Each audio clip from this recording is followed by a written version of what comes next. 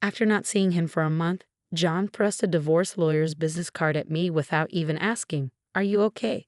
or "How are you feeling?" Divorcing a wife who doesn't work. Pay me $1,000 a month as alimony. Sounds good. Take care, Jon chuckled as he said this. Standing beside him, Emily was wrapping her arm around his, wearing a similar smug expression. Fine, let's divorce then. I said it so casually that Jon seemed a bit surprised, but he quickly shared his smile with Emily. Good thing Jon isn't much of a thinker. It makes my plan easier to execute. After the divorce papers got approved, I decided to start my revenge plan on both of them. I will make them cry as a celebration of my recovery. My name is Sarah Wolf. I'm a 47-year-old illustrator. I also work as a children's book author. I just love drawing. I have two childhood friends, Jon and Emily. They're important friends to me, and Jon is also my husband. It all started when Jon asked me out as I was heading to a different college after high school. I was surprised. I thought he was into Emily, but I couldn't say no to a confession from Jon, whom I had secretly liked. After some thought and consultation with Emily, I accepted Jon's proposal. Emily's behavior had been a bit problematic since our teens, but she was still a dear friend to both Jon and me. However, Emily had a tendency to snatch other people's boyfriends and then dump them once they became obsessed with her, causing problems time and again. Her parents were concerned, so Jon and I often spent time with her to watch over her. Jon and I got married when we were 25. 4 years later, Emily brought her fiancé into our lives. His name was George, a professional working for a top-tier company. Nice to meet you, Sarah and Jon. I've heard so much about you. Looking forward to our future together. George was very polite, and we all got along immediately. We would get together during holidays and vacations, taking trips or going on long train rides to enjoy some drinks. However, things started falling apart after Emily got pregnant 2 years into her marriage. Jon and I originally had many siblings, so there was no worry about an heir. So we decided we didn't need children. Both of us loved kids but weren't keen on actively caring for them. Besides, we loved our freedom to travel and enjoy drinks. We'd often found it heartwarming to see families with children, but it was never more or less than that. When Emily announced her pregnancy, Jon's attitude started to change. He quit smoking because Emily said she couldn't stand the smell and even offered to drive her to doctor's appointments using his vacation days. I warned him, George might get upset if you're always with Emily. But Jon argued back, you have work, don't you? She's our childhood friend, and she's reaching out for help. You're heartless. I said, I've been buying things and helping where I can, but going with her to the obstetrician is crossing the line. When I said that, Jon frowned and then he glared at me. Why? Because Emily wants it, right? She says she's anxious about the checkup. I can't just let her go alone if she's anxious. All the more reason for George to go with her, right? If you go with her every time, it's almost like you're the father of the baby in her belly, Jon. Jealous? You're not going to get pregnant anyway, so what's the problem? He didn't take my concern seriously and instead started to snap, saying I was being annoying. We had hardly ever had a fight during our marriage, but things changed when Emily got pregnant. Our arguments increased, and that didn't change even after Emily gave birth. In fact, Jon started spending even more time with Emily and their child, Emma. But when Emma was 6, an incident occurred. It had to do with the attendees of Emma's graduation ceremonies. The day before the graduation, Jon suddenly started rummaging through the closet. Jon, what are you doing? Do you have a meeting tomorrow? Jon's workplace had a casual dress code, but there was a rule to wear a suit during client meetings, so he always kept a few suits ready. But they were all thrown on the bed now. No, just trying to decide what to wear for the graduation ceremony. What? You're seriously thinking of attending the graduation? Yeah, George can't make it. Emily asked me. Wait, that's absurd, no matter how you look at it. I inadvertently raised my voice in denial. Immediately, Jon's face turned sour. I knew he occasionally picked Emma up from kindergarten, and I had done so myself when asked. Yet it was nonsensical for a childhood friend who wasn't even a biological parent to attend a graduation ceremony. What? You still doubt me and Emily. I'm disappointed that you can't even help out. That's not the point. Anyway, I'm attending the graduation tomorrow, so iron a shirt properly. John said that and abruptly ended the conversation, leaving me behind and going to the bedroom. I had no choice but to call Emily. Hello, Emily. About tomorrow. Ah, sorry about tomorrow. I'm borrowing John, but won't George be upset about the graduation attendance? Sarah, what are you talking about? Obviously, I haven't told George that the graduation is tomorrow. I'll tell him after the ceremony. I was shocked to learn that George didn't know about the graduation schedule. Upon further questioning, it seemed that Emily hadn't informed George about any of the kindergarten events so far, and John had been acting as the father at the kindergarten, which made me dizzy with its selfishness.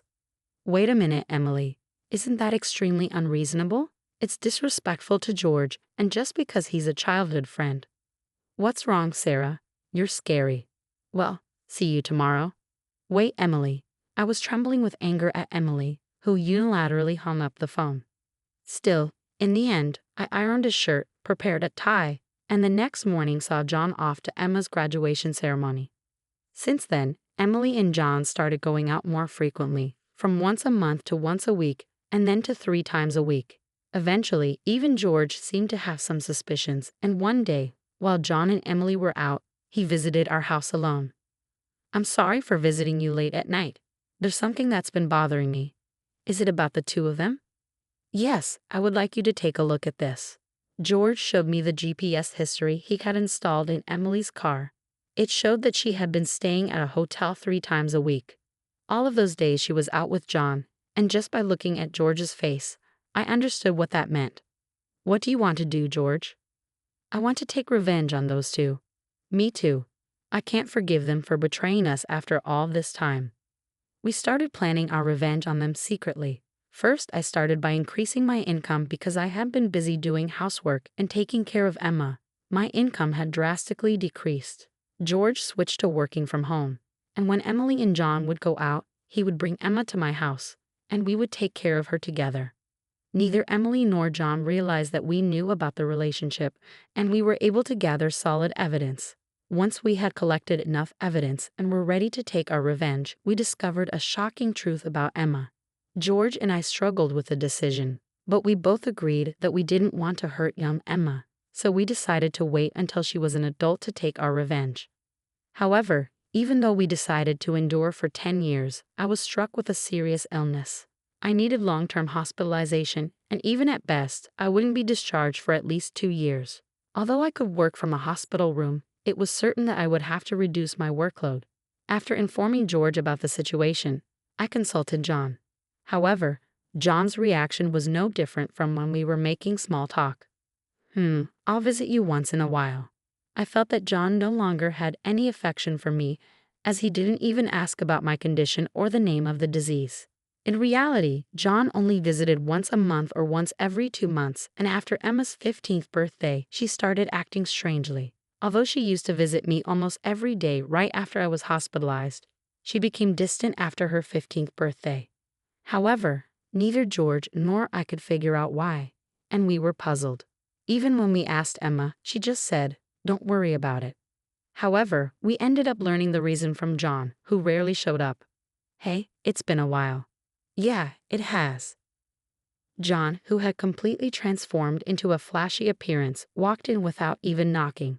After not seeing him for a month, John thrust a divorce lawyer's business card at me without even asking, "Are you okay?" or "How are you feeling?" Divorcing a wife who doesn't work? Pay me $1,000 a month as alimony. That's the deal, so take care, John said, grinning from ear to ear. Beside him, Emily wrapped her arms around John's, with a similar expression on her face. Fine, let's divorce then. I casually agreed, which seemed to surprise John for a moment, but he quickly exchanged smiles with Emily. It was good that John wasn't the type to think too deeply. That's why my plan worked so well. After receiving a notification that the divorce was finalized from John, I decided to start my revenge plan against the 2 of them. I will make them cry as a celebration of my recovery. I promptly started to take action. First, I contacted George to transfer hospitals. Then I informed my lawyer that they would be mediating between the 2 parties from now on. George also began to act at the same time. He moved near my new hospital with Emma, and he started to visit me frequently. Emma still had a gloomy expression, but I was happy that she came to see me every day. Most of my belongings were already in the hospital room, so I told Jon to dispose of the rest. I didn't want to bring anything that the two of them might have touched into my new life. Once the hospital transfer and George and Emma's move settled down, I received a call from Jon. I had only left my seat for a few minutes, but my smartphone already showed 30 missed calls. I answered the phone, feeling exasperated. What? Hey, what the hell is going on? I could hear the voice of a troubled real estate agent behind Jon's panicked voice. I also heard Emily yelling, which made me feel sick. What do you mean? What's going on? It's obviously about the house. Why do we have to move out? Jon shouted at me as if it wasn't his fault at all. I replied to him coolly, obviously because that's my house. Huh. Jon seemed to have completely forgotten, but the truth was, the house we lived in was a room I rented as a workspace when I started to make a living as a freelancer.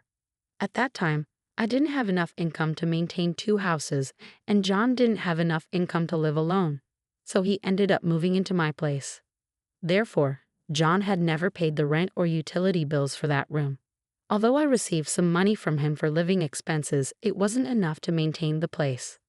Unfortunately, that room was already canceled. It was far from the hospital I transferred to, so I had processed the cancellation the day after submitting the divorce papers. I didn't inform him because the real estate agent, who knew the situation, said they would contact him. George and Emma suddenly disappeared, and our house was sold. What are we going to do about our new house? I don't know, maybe stay in a business hotel for now. As I turned on the speaker and started working, Jon yelled in frustration, "Don't screw with me." However, he seemed to remember something and started speaking in a more soothing tone. Well, whatever. When will you transfer the money? We're running low on cash. What are you talking about? Huh? Don't mess around. I told you to pay $11,000, didn't I? Oh, I don't recall agreeing to that. My nonchalant response was met with incoherent screaming from Jon on the other end of the phone. Apparently, he thought he could get money from me and had been squandering it. Even if he had $11,000 left, how did he plan to get by for the rest of the month?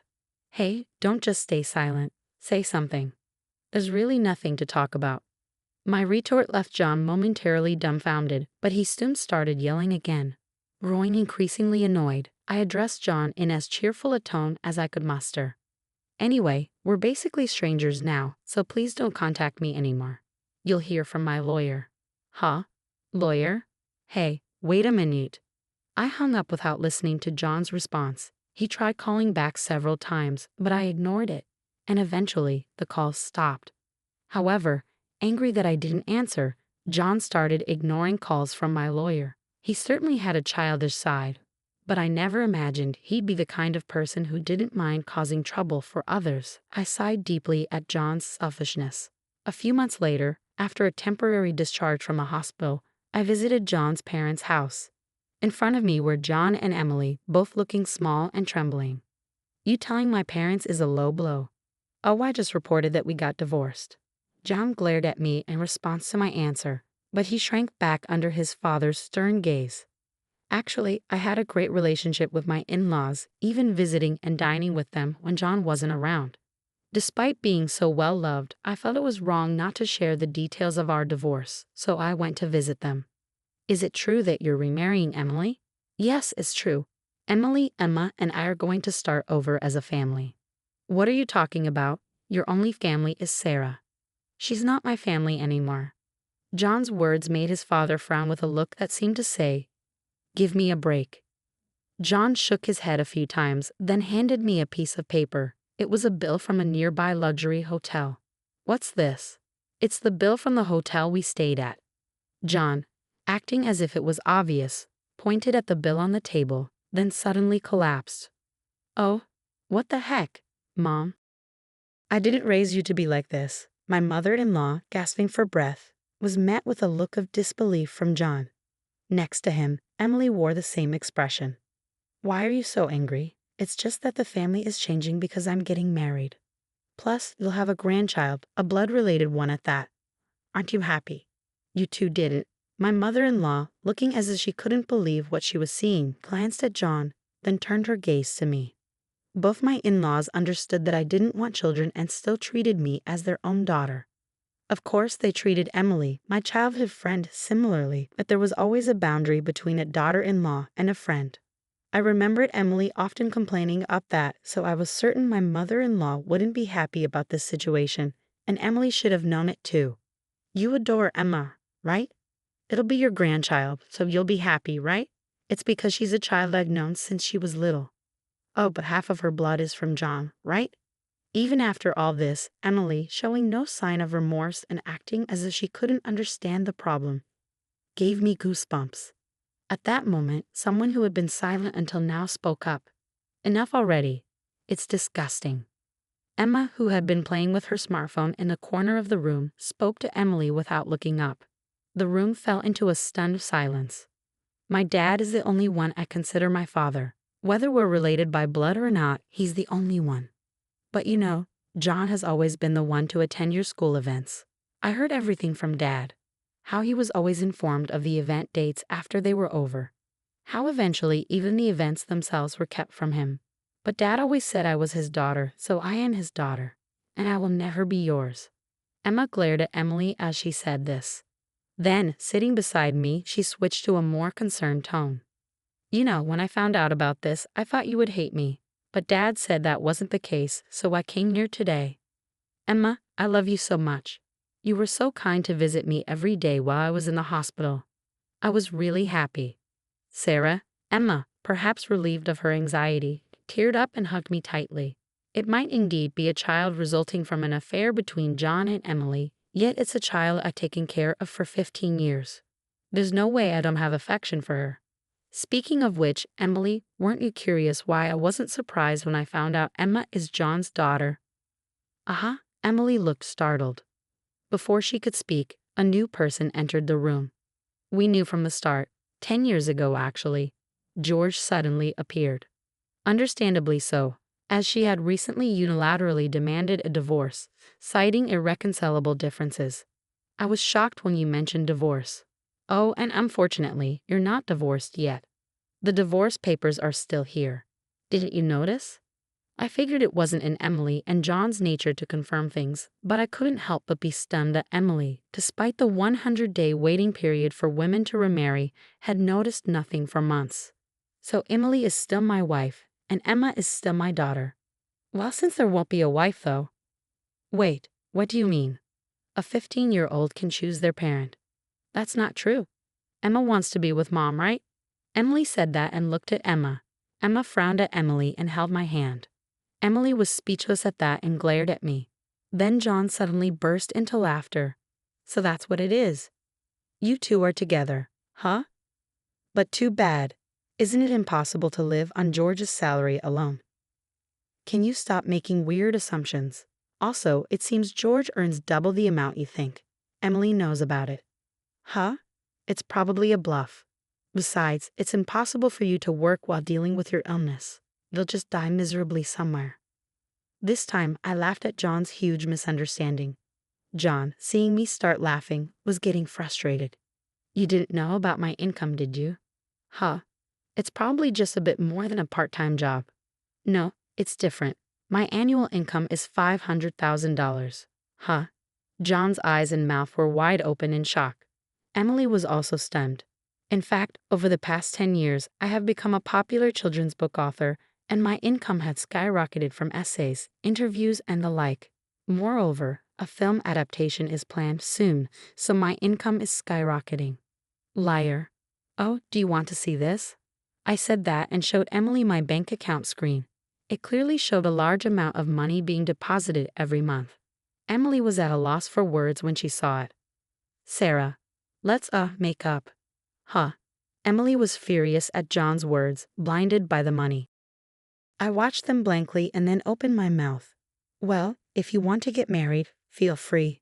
Oh, and I'll definitely take the compensation for damages. Sarah, wait. Sarah. Ignoring Jon's words, I took Emma's hand, and after saying goodbye to my in-laws, I left their house. Jon originally worked at my father-in-law's company, but it was revealed that he was lying about going out for sales, and he was fired. My father-in-law planned to forcibly put him on a friend's fishing boat and work him to the bone. Working on a fishing boat was tough for an indoor-loving Jon. and he contacted me several times. But each time I notified my father-in-law, and eventually the calls stopped. Emily lost custody to George and got divorced.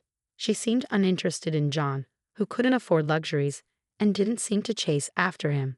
She was disowned by her family and lived alone in a rundown apartment. She hadn't worked at all since getting married, and since she had always made others do things for her, she couldn't do anything herself. And there were hardly any places that would hire her as a full-time employee. Still, she had to pay for her living expenses and child support, so she worked multiple part-time jobs and barely made ends meet. After entering high school, Emma worked hard every day to study abroad and go to a prestigious university overseas. Being originally diligent, her dream is to translate my picture books and deliver them to children all over the world, which makes me happy. As for me, my picture books are selling well, and I am receiving more and more offers for anime adaptations and merchandise. My illness is also progressing well, and although I am still hospitalized, my doctor recently told me that I might be able to leave the hospital next year. And one more thing, George and Emma come to visit me every day. Actually, George recently confessed to me with her marriage in mind. I haven't given my answer yet, but I can't help but have feelings for him. He said he wants to live together when I leave the hospital. While thinking about what to answer, I work on my picture books every day, hoping for a happy future for us. I weave stories again today.